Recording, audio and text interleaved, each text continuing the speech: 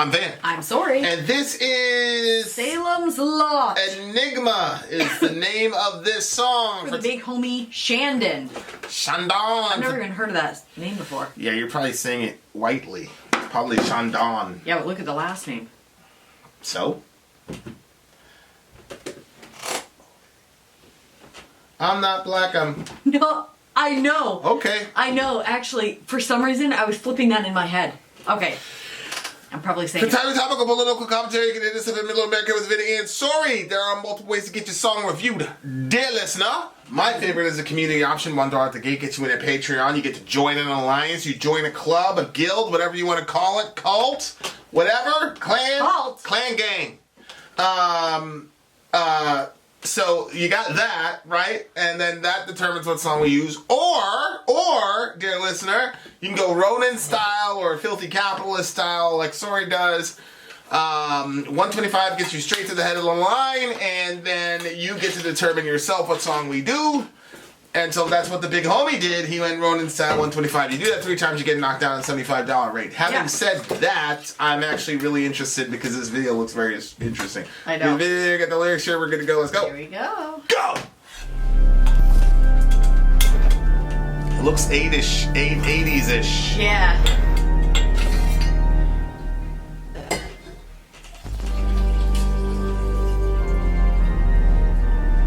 Ew.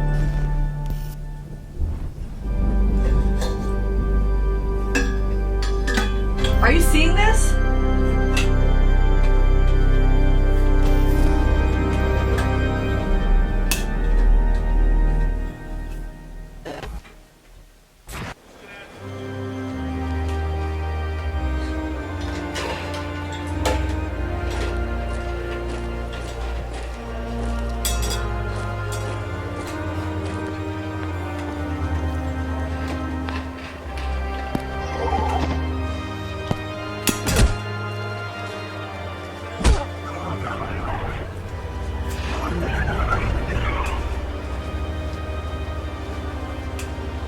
The world is for the common people. Wealth is precious to those without it. Whoa!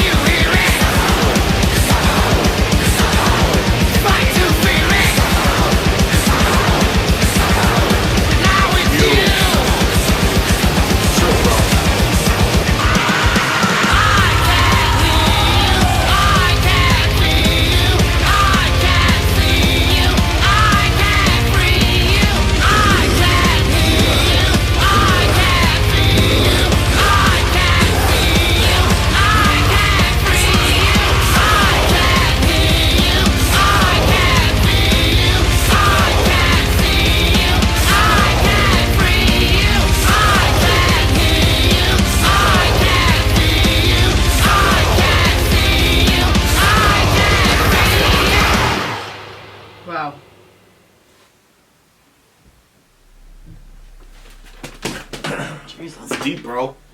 It's really good social commentary. Mask of Morality, 2017.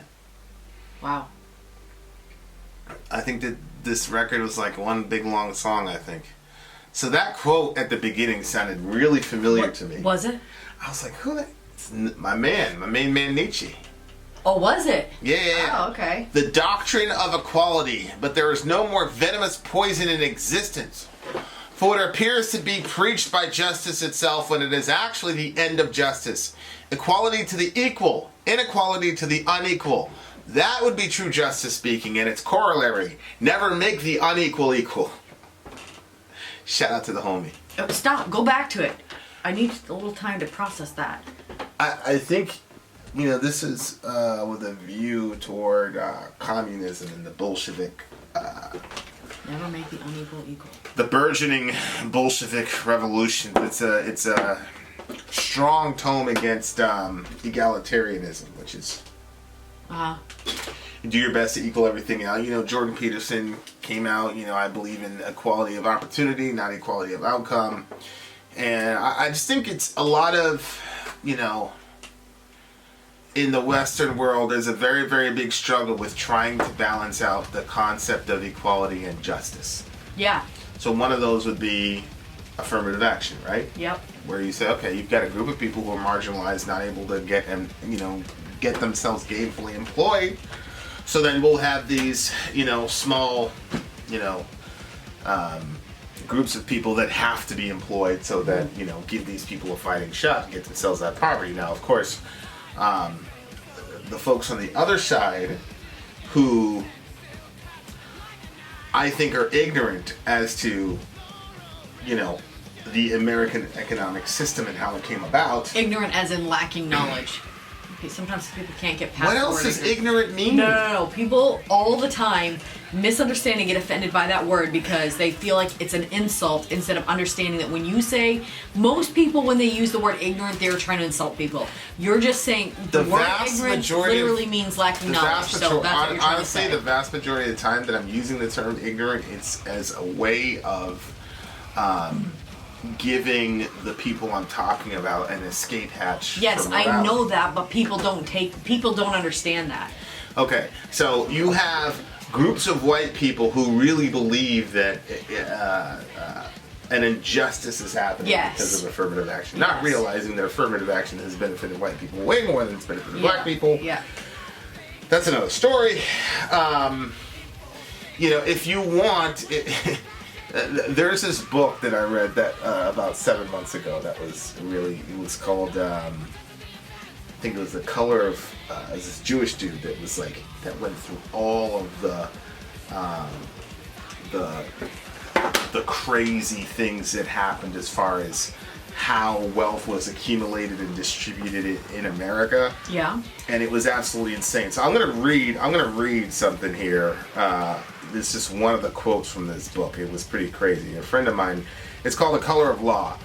Okay, so for almost a century, both the federal and the local governments taxed both whites and blacks equally and then built public housing only for whites, kicking black families out of previously integrated areas. Or if they built public housing for blacks, they were deliberately made of lower quality, approved of public incinerators only in black areas, and preferentially guaranteed mortgages only for whites. So the public incinerators were there to completely destroy the air quality, health, that type of thing. That continued in many cases into the 1980s. The prosperity of the white neighborhoods was based to a great extent on socialist theft through the government. So, and then, this is my guy, Bo. For many of today's white people to brag that their family wealth came through hard work and enterprise, it would be a shameless lie. Your wealth came through a socialist redistribution of wealth from black families to white families, which, of course, he's saying socialist, but that's not really the idea behind socialism. Socialism. No, but it's accomplishing. It's an egalitarian ideology expressed in economics. So that inherently is an anti-socialist move. Honestly, that to me seems more like. But anyway, I'm not going to get to that. But the point is, there's so much of our history we don't understand. Mm-hmm. So there are people that really believe, yeah, we accumulated all this wealth by honest means, and you know, they don't, and you know, like, obviously the school system has a vested interest in making sure that people stay ignorant about some topics and knowledgeable about others, right? So, so that struggle between giving people fair chances and opportunities, or righting wrongs, or righting historical wrongs, or whatever, gets put in tension with the you know, the plight of the individual, right? Which you hear this all the time when people talk about, oh, I don't want to hear about slavery or reparations because I never owned a slave, right? So what they're saying is, like, I as an individual never owned a slave, so leave me alone because I'm an individual, which of course, you know, I always say, do you celebrate the 4th of July? Me personally, I don't believe that black people as a whole are ready for reparations, and I actually think if I was a racist white person and I didn't, you know, I hated black people, I would be all for reparations right now, because it's all going back to white people. You brothers, you're gonna go and buy some Rams and all this other shit. Don't tell me I'm wrong. Let's see what happens when you get your tax return back. Different subject. Yeah. So like, you know, and then of course people say, oh, I always say, like, well, do you celebrate the 4th of July? Right. Because you didn't fight. Everybody's a collectivist on 4th of July. So they want to take, you know, they see themselves as being in line with their fathers in 4th of July, and there's a recognition that if they didn't do certain things, we wouldn't be here. So there's an understanding that you are connected to your forefathers, even though you never fired a single musket shot in the Revolutionary War. You still celebrate the 4th of July and commemorate it, and still see yourself as being in a continuum of these of your fathers. Right. So, don't you find it a little suspicious that if it's something positive, then you're completely aligned with your fathers, and when it's negative, it's not? But this song takes a very interesting take, because it looks to me like it's going the other way in criticizing egalitarian efforts, and that's why, you know, when you have that little sign, it says, you know, something for the common people or something like that. And it kind of had that fist in the air, which is sort of the whole workers of the world unite. You know, shout out to the big homie Marx. You know, they're talking about that stuff, right? Are you talking about those two little signs? Yeah, those signs. They were way at the beginning. Well, they like close up. They went to a close up shot of what the signs were saying, like somewhere afterwards. But it's something about this is for the common people. This guy's getting tortured. Holy moly! It was a woman. Yeah, that makes it even worse. Holy shit. So anyway, that to me is like an extreme egalitarian kind of Orwellian, almost 1984ish type of world where nobody has any individuality. Obviously, it's almost people walking around and they didn't have any faces, and you know, like. So yeah, the struggle between the collective and the group and the individual is a very, very, it's not an easy one to figure out. And, you know, I still don't think we've got that figured out very well on any side of the dial. But anyway, what was your thoughts when you were listening to the song? Well, you had that quote up, so I couldn't actually see the lyrics. So I just like focused on the pictures that I was seeing here, and I know that this is not what they were talking about, but it reminded me of what can happen in religious circles. There it is, where the world is for the common people, wealth is prejudice to those who do not have it. Go ahead. It just reminded me of what happens in religious circles when you kind of like lose who you are and your individuality, because everybody is trying to become like a certain like thing that's expected of you, and so the women kind of look like this submissive and, you know, patient, whatever, you know, like, and they're like, and I'm not saying all religious circles, I'm just talking about a specific one that I was a part of. And like everybody just kind of became like each other, and it was kind of a weird thing, including myself. Like I allowed myself to kind of get sucked into that as well, because I thought like, okay, this is this is what God expects of me, not realizing that that was wrong, that that's not, God doesn't expect you to just morph into everybody else and whatever.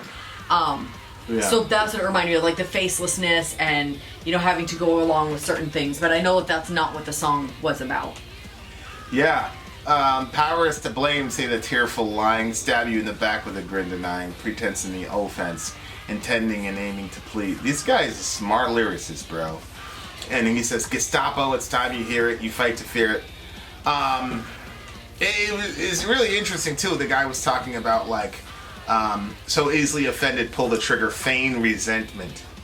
Like, there's a lot of people that are... we kind of hit on this in the record, you know, a couple... You know, yesterday, or the nigger record or whatever, we were like, we're supposed to be completely... finger. Yeah. And I do think that that's true. I think there's a lot of people who are like, take up offenses because they're supposed to. They're not really offended. They get really, really angry and worked up, but they're not really, you know... It's like I said about the racist stuff. Like, oh, if you were really concerned about Trump's racism, you would also be concerned about Biden's racism. So if you're willing to give a pass to Biden's racism, then you're full of shit. And you're not really upset at Trump's racism, right? If you don't care about Biden's racism, right? So, so for example, I saw this thing today, and it's a terrible story. This girl, she's like first year of college, Tennessee University or something like that. She got her driver's license on the first try when she was like 15, 16, something like that. Mm-hmm. So she puts on her Snapchat to her friend, I got my license, nigga! And she's white. Oh. So the thing gets cycled around, whatever. Now, granted, this is 4 or 5 years ago when the incident happened. Right? So this happened like 2016, 2015. It's 2020 now, right? So, you know... That's gonna come back and bite you. Then when you look at her Facebook post, she was, during the whole George Floyd thing, she was all about it. She's like, we need to donate, we need to march, we need to do whatever we need to do. Yep, to get this to stop. So this girl is in the University of Tennessee. She's got a cheerleading, like, I don't know if she had a scholarship, but the cheerleading troop that she was part of had won last year the entire shebang. Oh, wow. So this is a, like, high-level, great... So some dude, black dude, mixed dude actually, who wasn't addressed in the video, the Snapchat wasn't sent to him, the thing got cycled, he finds out that he sits on it, he holds it for like 2 years, he said. She gets her, you know, whatever, and he publishes this to the university. There's this giant thing. The thing goes viral. The university tells her that she can't go to school anymore. And then the guy goes, you know, she learned a lesson or whatever. I'm like, are you out of your fucking mind? You're gonna destroy this girl's life because... And then I'm like, what the hell is going on with Tennessee University allowing this to like, are you out of your freaking mind at 16 years old? Like, and you know me, like, it's very hard for me to feel sorry for white people when, you know what I'm saying, when it's on the media. Like, I'm always like, man, y'all got it rough. But I'm like, are you kidding me? She's 16 years old? And it's not only that, like, come on, can we please try to get some context on things? It doesn't stop matter. Just going by whatever is, like, but we're if she said, you're a mother nigger, you know what I mean? Like, that's not what she said. She was I don't like, care. My license, nigga. I wouldn't even care if she said that. Well, you know why? She's 16 years old. I get it. You can't I get it. You're gonna destroy this girl's life. I get it, but the context makes it worse. That's not how she was using it, and she's obviously for the black struggle. Right. Like the fact that she was using that, like, I feel like that's because she loves the culture and she loves the people, and that's why she was like wanting to be a part of it. Clearly, she was going out for George Floyd. So how are you going to go after somebody like that? Go after the actual racists, the people that are really trying to destroy your people. I don't think why are you wasting your energy on this girl? I don't think anybody's life, unless you got this girl on a camera saying, I want to kill every black person I see, and you should kill every black person you see. Yeah.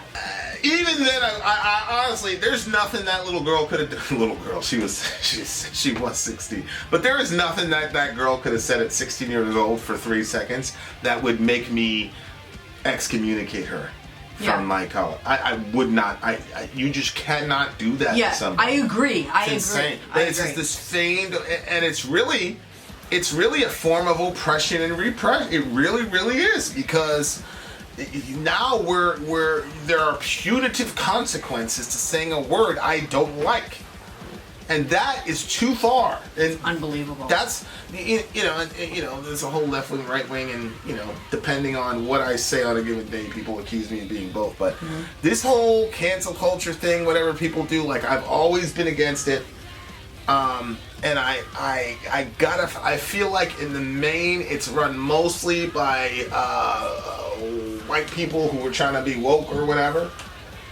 And then it gets leveraged by very mean-spirited black people at times. And it is a form of repression. I don't care what anybody says. It is. It is. If you deny this girl her education and a top, and now she's marked for, it's just, so anyway, easily offended, pull the trigger, feign resentment, and then he talks about, like, lacking in pity, or pity means nothing when willing for something. It's just a horrible situation where we're at. It's not that culture, which I hope dies very quickly, is not going to. It's crazy. We're never going to be able to move forward, because the way to move forward in these types of contexts is to communicate. We talk about, we got to communicate with each other. Yep. And the thing is, the only thing that does is actual racist people will use that as a stepping stone to see, like, look what's happening. Or borderline. People on the borderline. It would tip them the other way. I mean, absolutely. It's like, why? Come on, dude. Absolutely. Because, you sat on this for all that time. It's just vindictive as hell, bro. That's kind of weird. Yeah, and I'm feeling like they probably had some sort of interaction, and he didn't get out of that relationship what he wanted to. I doubt it, because it just seems like they don't know each other. I mean, I don't know.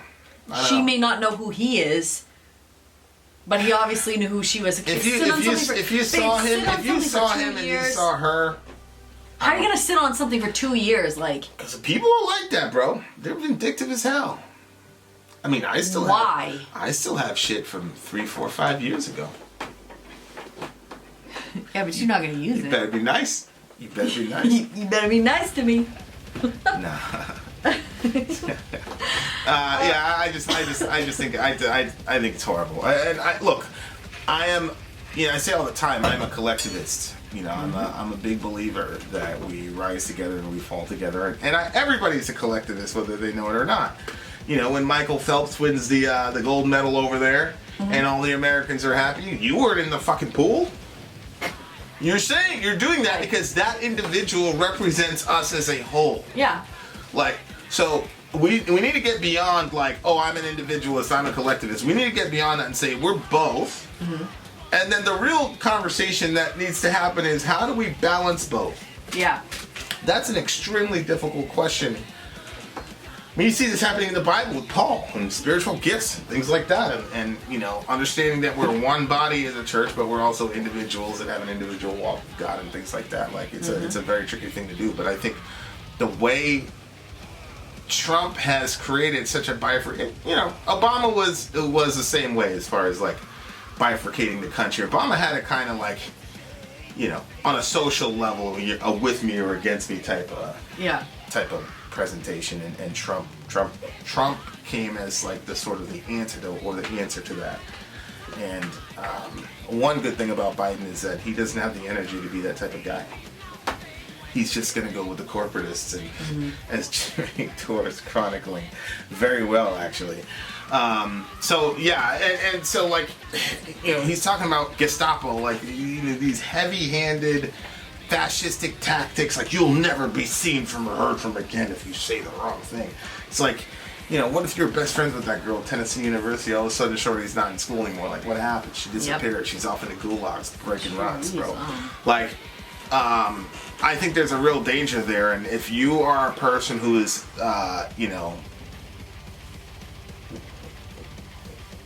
identifies yourself as a left, like as a true left-wing person, like, you got to admit to some degree that there's some degree of heavy-handed, draconian sort of enforcement of the ideology. Which one good thing I've seen in this whole situation we're in as a Christian is everybody's dropped the whole moral relativism stuff, which is good.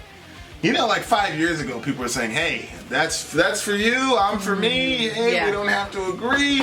That shit is gone now. Moral relativism is gone. See ya. And then, you know, I'm much more comfortable in those types of waters because you're either right or you're wrong, right? Like, but yeah, like this is the thing. Like, this is the animal farm thing, right? The animals got together, they revolted against, you know, whatever. And it's like, yeah, this guy's terrible. And then the pig gets up, you know, at the top of the loft, and he goes, some animals are more equal than others, you know. Yeah, you try to wear clothes. That was like one of the heaviest lines I've ever heard in my entire life. It was just because I was reading the whole thing in one night. It was like 3 or 4 o'clock in the morning. I was kind of like, you know, whatever. And then that line hit, and I just busted out laughing like mad loud because I was like, yo, this guy completely switched it on him.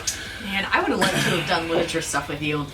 Well, because I did have to read that book, and like, I got it, but I didn't understand, like, this is supposed to connect with human nature, because I was so disconnected from human nature because of the Christian environment that I was in that I didn't really have, like, we were not taught like that. Like, we should have been, because there's a bigger understanding of human nature in a biblical worldview. You were taught like what?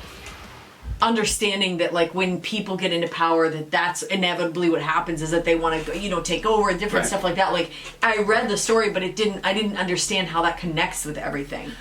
Yeah, I mean, I think the 20th century has taught us that, you know, it doesn't matter who is in power. When you put a sinful human being in power, right? It's gonna be corrupting, and it's going to make life a living hell for people outside of that person's circle. What do you give the song? 8.1. I give it a solid 9. It's a good song, very heavy, very metal. Good call out. So there you are, dear listener. Vin out. Sori out. Gone.